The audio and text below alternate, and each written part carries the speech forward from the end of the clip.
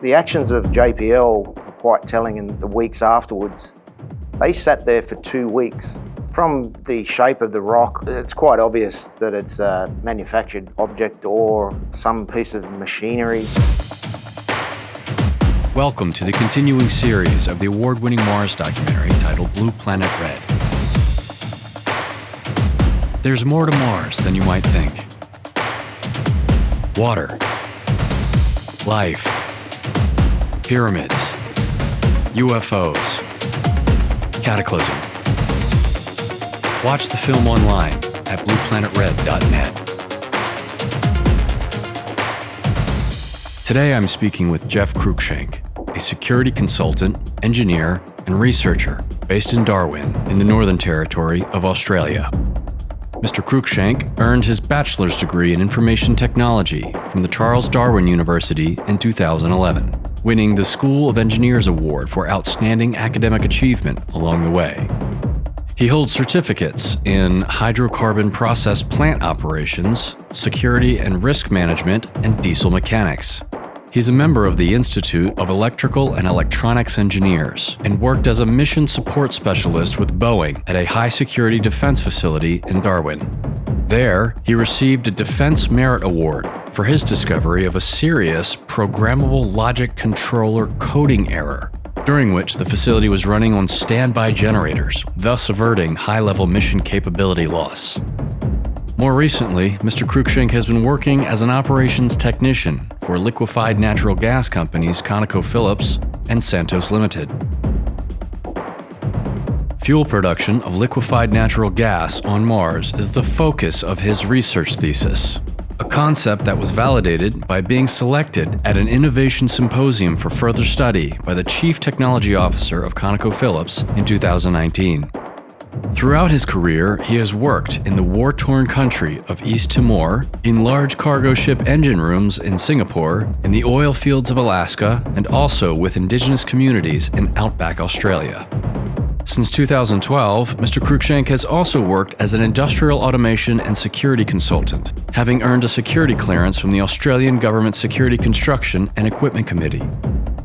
In 2018, he successfully designed and installed the first facility security system for the United States Marine Corps at Robertson Barracks in Darwin. Mr. Cruickshank joins me remotely for this interview, where we'll discuss 2 anomalous objects photographed by NASA's Spirit rover in 2005. So, Geoff, for someone who doesn't seek the spotlight, you sure are ending up in the news a lot recently. I mean, I see you on News Nation with Ross Coulthart. You got an op-ed in Liberation Times. I see that Tim Gallaudet is mentioning you on LinkedIn. Man, you're all over the place these days. It's just the data, Brian. It's solid data. It's US government data, so it's pretty hard to dispute. Arrow won't look at most of it, but we've got people on the inside in Congress that are actually moving the ball forward. Oh man, you're so modest. That's so funny. Dude, okay. So you have been investigating quite a lot of stuff recently, mostly around this topic of disclosure.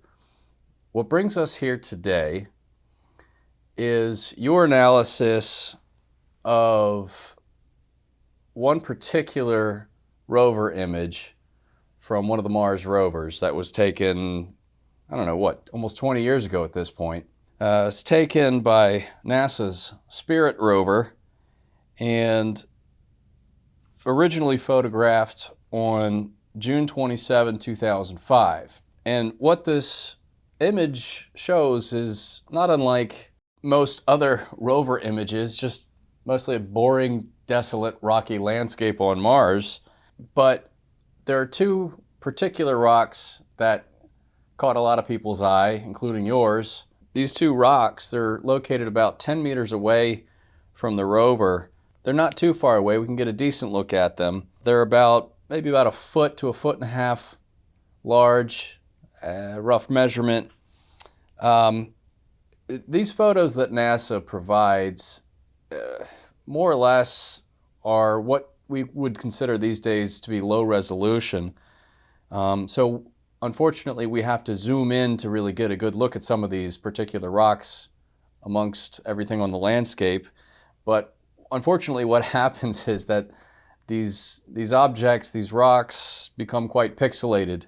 So we have some image specialists out there who we both know. One in particular, his name is John Ward from South Africa. He's able to take these low-resolution NASA images and upscale them, try to smooth things out, try to denoise, try to get rid of some of the pixelization. By the way, John, thank you so much for doing that, buddy. It's fantastic work. But Geoff, the rocks that we're talking about here were originally discovered by someone named Rolf Varga, who is apparently in Zimbabwe. Do you know anything about Rolf? No, I don't, but this is exactly what Squyres and Bell wanted. Lots of eyes around the world looking at images. We've got guys like yourself, Mohamed Beskalam in France looking at images. So everyone's looking at these images, and it's like a hive mind for interpretation. So this is exactly what the scientists wanted.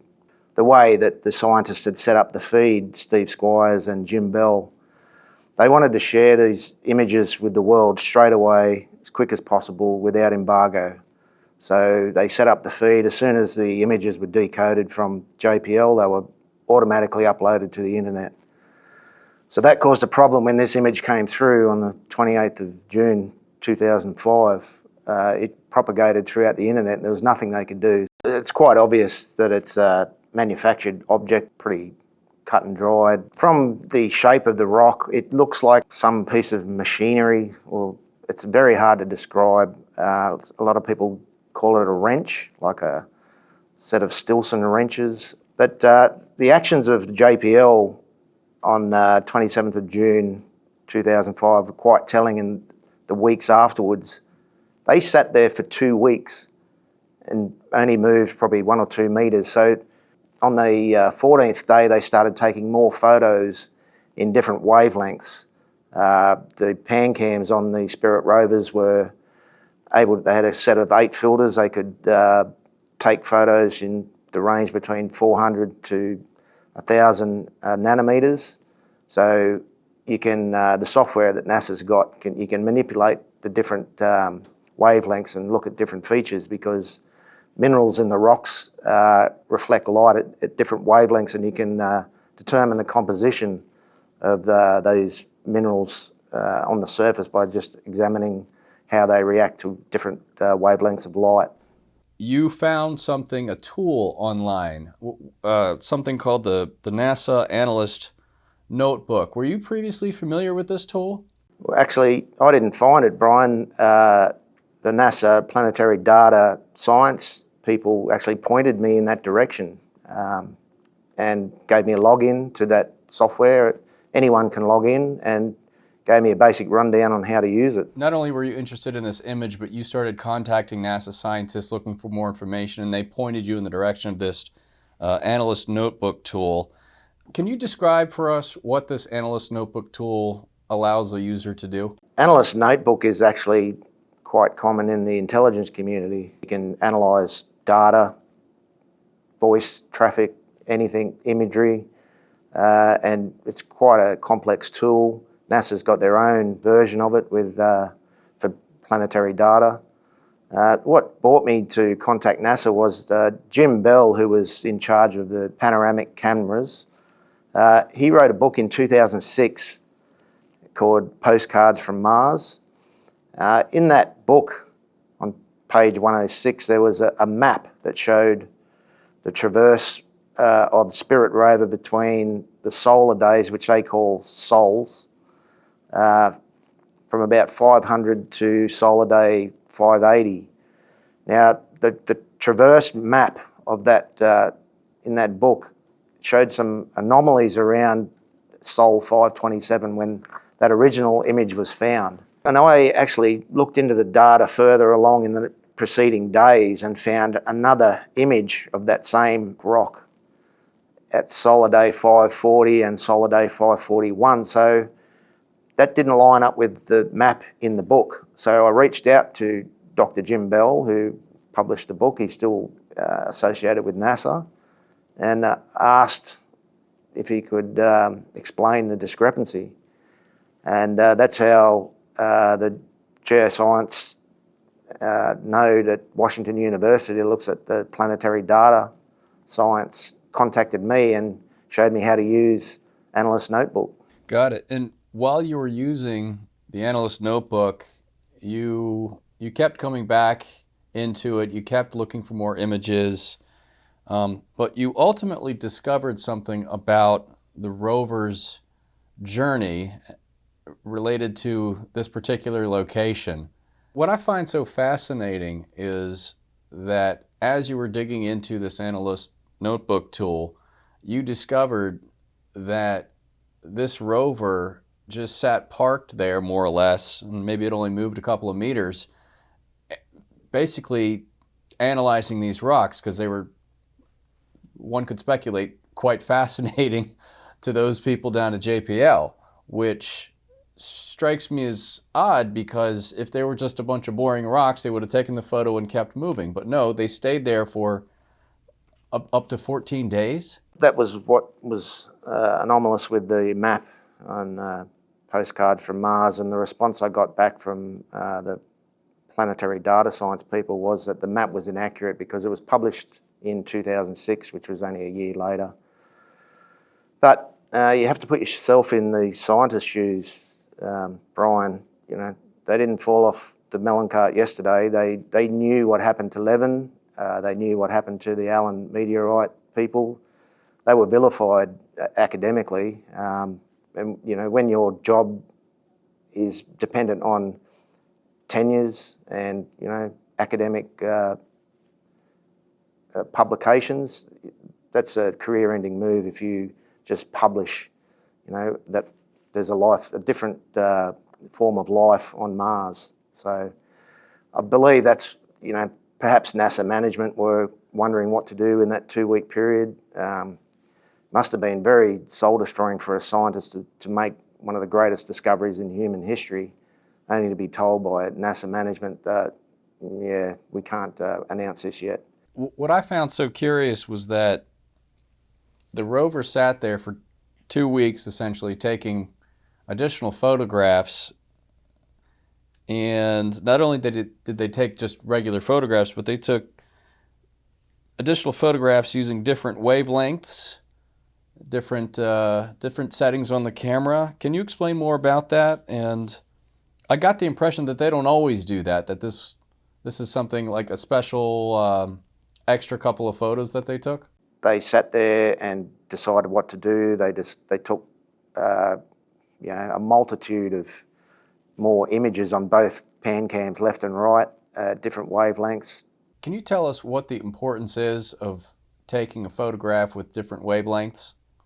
Different minerals in the Martian surface reflect light at different wavelengths. So if you take multiple images at different wavelengths, you can sort of determine the composition of the feature that you're looking at, and different times of the day. And that was the other thing that they did. They waited till the sun was in a different part of the sky to take these photographs, so they had a fairly good cross-section of light position from the sun, and using the different wavelength filters, got a large amount of data from this particular feature. Do you think they took these additional photographs with the variety of wavelengths because they were curious, like we're curious when we see these two odd-looking rocks? They were just hoping to see if there was something more to them because they just look so strange and different from the surrounding rocks?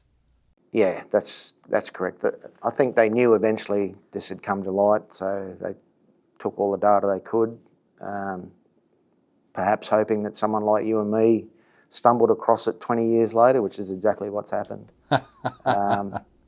Yeah, and you've seen recently they've discovered, you know, long chain hydrocarbons on Mars, you know, C10s, C12s. This is a slow drip feed of information that, you life is probably all throughout the universe. It's not just entirely dependent on photosynthesis. There is also chemosynthesis, so it's irrelevant how far a planet is from the sun. That biological process is not dependent on the sun like photosynthesis. We've discovered organisms like that at the bottom of the ocean in the Galapagos Rift in 1977. So yeah, it's a slow drip because obviously, the fact that there's life elsewhere in the universe runs counter to the common narrative that we've been told for thousands of years, and probably interrupts the control systems in place. Humans aren't the top of the heap, and so it's very slowly getting told the truth. So two of the lead scientists on the Spirit and Opportunity rover missions, two guys named Jim Bell and Steve Squyres, they were particularly interested in uploading all of the images that were sent back from the rovers. They wanted to upload them to the internet as soon as they received them here on Earth, quote, free from restriction, embargo, and as quickly as possible. Why do you think that is? Both those gentlemen had worked at JPL for a few years and had seen data scientists start referring to the data that was collected remotely by NASA assets as my data or my imagery. So the US taxpayer was on the hook for that, the cost of collecting that imagery. Steve Squyres and Jim Bell did not want that to happen. And they admit they got scooped by a few academic institutions and media outlets that wanted a quick buck by printing a report, but they were happy to do that. So they just wanted everyone to have a look. Even Bell says that in his book. He wants kids, lay people that are interested, even members of Congress to have access to this imagery. And you might note that the missions now don't actually do that. They download to a place called Malin Space Science Systems in San Diego. So Malin Space Science Systems has what they call a securely compartmented information facility, where they analyse the downlink feeds from most of the planetary orbiters, particularly the Lunar Reconnaissance Orbiter and the Mars Reconnaissance Orbiter. So it makes you wonder why any of that information would be classified at a high level. Like a skiff costs millions of dollars a year to maintain, and all those high-level classifications. It's a lot of money to spend to maintain those compartments, if you like. Which if there's nothing there, why go to that trouble? So they were afraid, based on previous activity, that the images that were received back from Mars perhaps would have been hidden from the public? Yep, that's exactly what they thought. And there was one instance there early on when the Spirit rover and the Opportunity, because they were dual missions that happened at the same time. Spirit was slightly first and Opportunity came down later. But when the rover started taking photos of the heat shields that were used to enter the Martian atmosphere, Jim Bell quotes the story that someone in a suit turned up and wanted to classify the heat shield imagery because apparently it was a threat to national security. So those types of heat shields haven't been used in ICBM since the 1960s. You don't want a slow-moving copper heat shield coming in on an ICBM because they're very slow, and that would give the adversary an opportunity to take them out. So ICBMs use a completely different type of re-entry vehicle that's fast, and it's got what they call a high beta, which is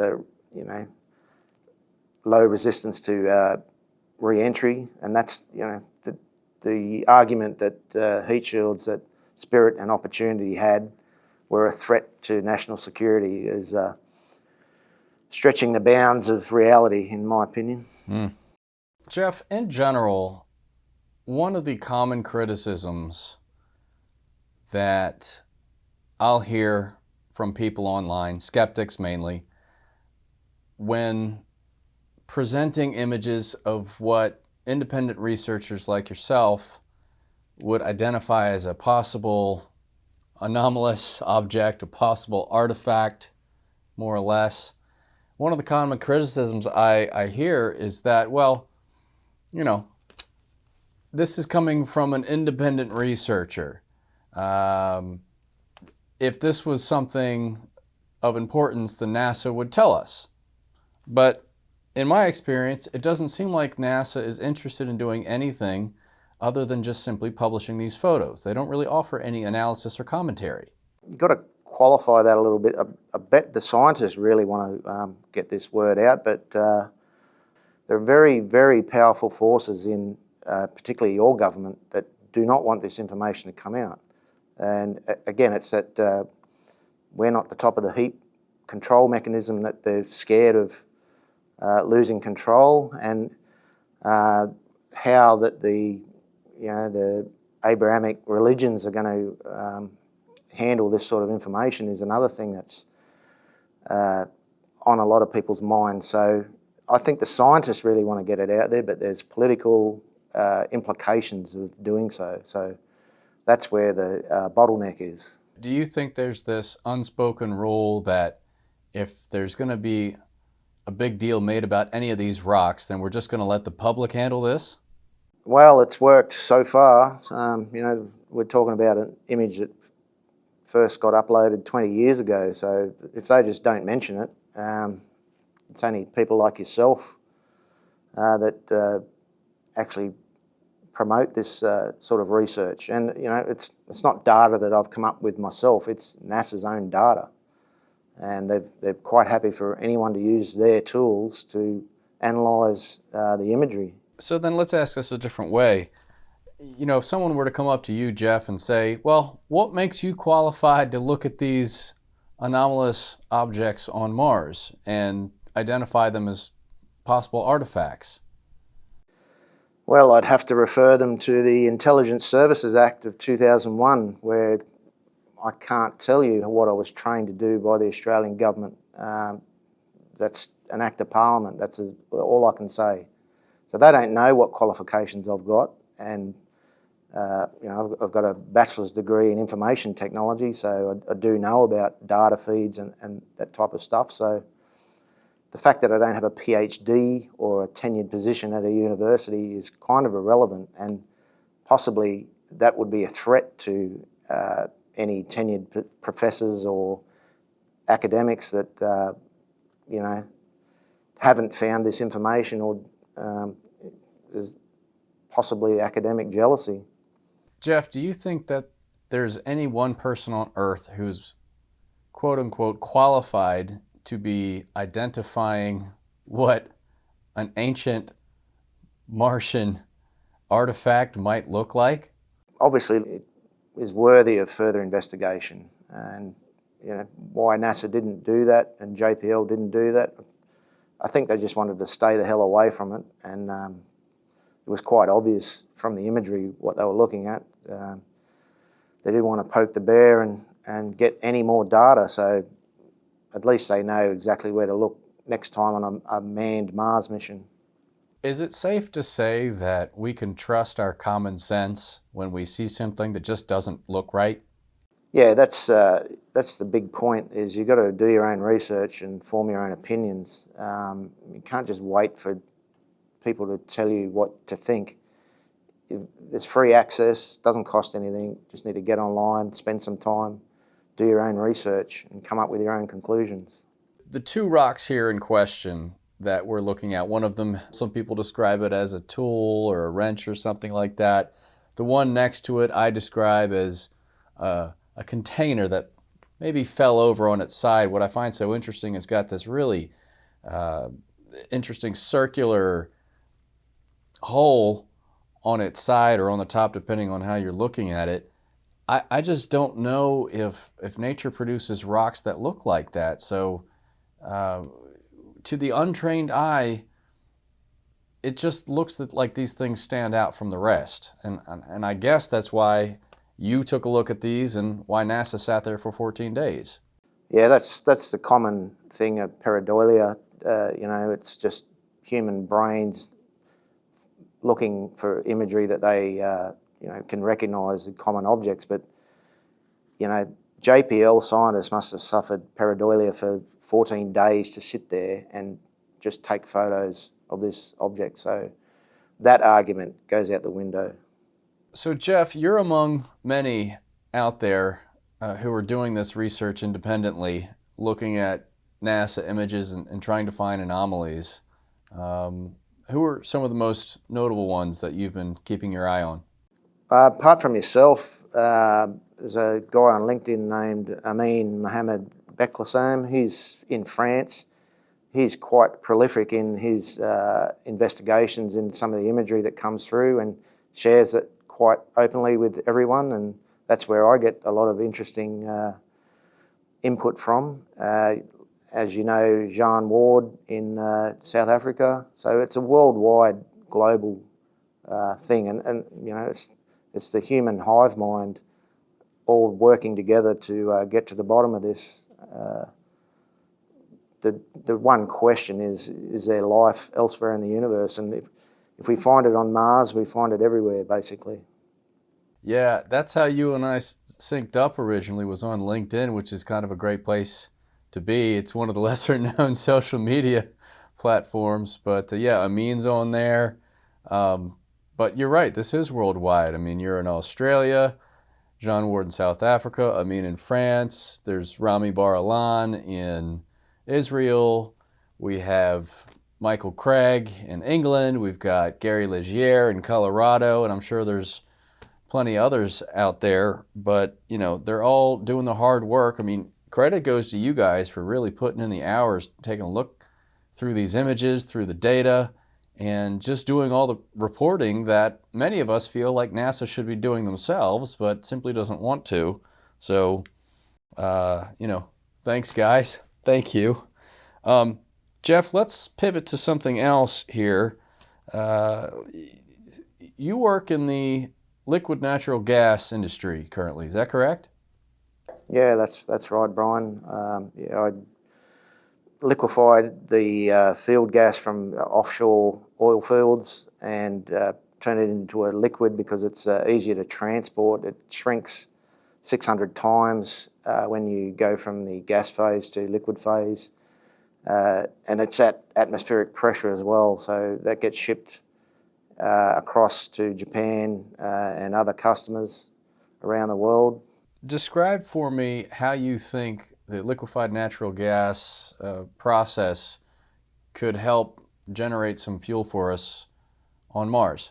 Both SpaceX and Blue Origin have what they call methalox, which is liquid methane and liquid oxygen rocket fuel. The problem with their cryogenic fluids, both of them, the problem is trying to keep them cold on a 6-month journey to Mars. It'd almost be impossible. We don't have that kind of insulation technology to do that, so we have to make the methane and liquid oxygen on the surface of Mars for the return journey. Mars is fairly challenging. The atmosphere is 95% carbon dioxide. The atmosphere is almost a vacuum. It's only about 6 millibars, whereas Earth is 1,013 millibars at sea level. So you can't keep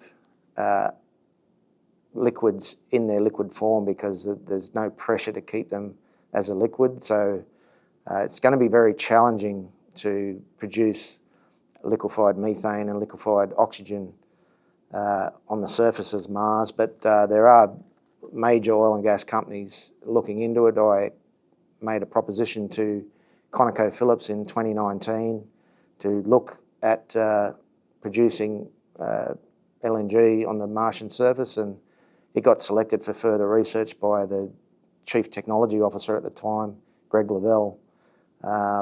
So yeah, they are looking at these various ways and means to produce liquefied natural gas and liquefied oxygen on Mars. And it uses a process, it's been known for over 100 years, called the Sabatier process, where you can combine carbon dioxide and hydrogen under pressure and temperature in the presence of a catalyst, and you'll get methane and water as the output. So there's plenty of carbon dioxide, obviously, up in Mars. The only thing that's probably missing is the hydrogen. But if there is a source of water on Mars underneath the surface, like brines or something, that's potentially a source for hydrogen. So yeah, that's one of the challenges that the space agencies and the private commercial space entities face in any human Mars missions. Geoff, let's talk about the All Domain Anomalous Resolution Office, otherwise known as AARO. They released on their website a document where it was discovered that the Department of Homeland Security provided the Department of Defense with documents and relevant information associated with a program known as Kona Blue. And as I understand it, Kona Blue was a prospective special access program established to protect the retrieval and exploitation of non-human biologics. And included in this report were a request for all records, reports, raw data, and threat analyses pertaining to the Moon and Mars. I found that particularly interesting. What's your take on that? Well, Kona Blue is actually, that was a code word that was developed for the top secret, in the top secret environment, you've got certain compartments, and Kona Blue was the name given to one of those compartments. So if you have a top secret clearance, it doesn't necessarily mean you get access to everything. There's certain compartments that you get briefed into, and Kona Blue was one of those. It was set up by Lieutenant General Ron Burgess, who was the director of the Defense Intelligence Agency, and he was trying to talk the Department of Homeland Security into actually taking on the anomalous aerospace activity that they'd seen. Nobody wanted to touch it, basically, so they were trying to shop it to DHS to take responsibility, and they refused, so it actually went nowhere. But yeah, there's obviously something there if they're going to the trouble of making code word compartments, establishing SCIFs to maintain that information. It's a hell of a lot of effort to go to if there's nothing there, basically. Well, I found it particularly fascinating given all the attention that UFOs have been getting recently and the declassification of these secret programs, that they're still interested in, well, what could be going on with the Moon and Mars? Like, they haven't ruled out those locations as being potentially active with non-human intelligence. Well, I guess if it was a intelligence from another star system, you'd want a forward control base close to the subject planet, like Earth. You'd probably set up something on the backside of the Moon, which never faces the Earth at all, just the way that the Moon's gravitation works.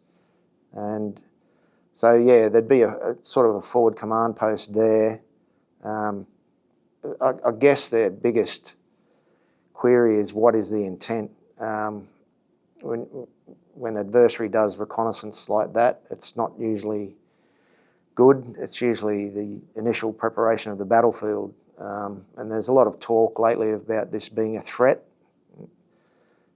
They've had thousands of years, possibly longer, to activate a threat if they wanted to. I'm sure we're just like a zoo animal to them, that nuclear armed on their way to destroying themselves. They're probably, hopefully, going to intervene if missiles start flying. Hopefully, yes. Last question, Geoff, and then I'll turn it over to you in case you have any other comments. On this broader topic of disclosure, these days UFOs seem to get all the attention, but there's still folks like you and me who've got a watchful eye on our neighboring planet Mars and who have identified quite a number of anomalous features and evidence for life and such. Why don't you think Mars is given the same attention with the rest of the public on this topic of disclosure as UFOs? I'm not really sure. The thinking is that if life did evolve there, it's probably long dead. Well, Geoff, I guess what I'm asking is, why don't you think the public is as interested in Mars as they are with UFOs? I guess they're just relying on the data from the science agencies like NASA and the European Space Agency, etc., that to come out and deliver any findings that they find. They're not really understanding the geopolitical situation that it'd uncork a genie if that information came out. Particularly, how would the Vatican react? You know, that sort of thing. That's what's at stake. There's a lot of high-level discussions, and there always has been, you know, since World War II with the Foo Fighters. Both Allies and Axis sides encountered Foo Fighters during combat, and you know, each thought it was the other side's special weapons, and that was why the rush to Berlin happened in 1945. And you know, John F. Kennedy was part of that. He went there with James Forrestal in May 1945 to get hold of some of these miracle weapons. So yeah, there's a long history of the cover-up. Geoff, do you think we need boots on the ground to investigate just what the hell happened on Mars? Yeah, I believe it's worthwhile sending humans there. I know that some of the NASA scientists felt like looking at continuous imagery of Mars, it felt like a basaltic prison because there was just no features at all, and they got quite depressed looking at rock after rock. But eventually this is going to come out. The data is there, and it's solid data. There's no ifs, buts or maybes about it. So eventually we'll reach the point in human evolution that we'll accept that there are other biological life forms out and about, probably, you know, evolved billions of years ahead of us and light years ahead of us in technology. So it's just a matter of time, basically. I think to, you know, finally answer the question, are we alone in the universe, it's worthwhile travelling there and having a look.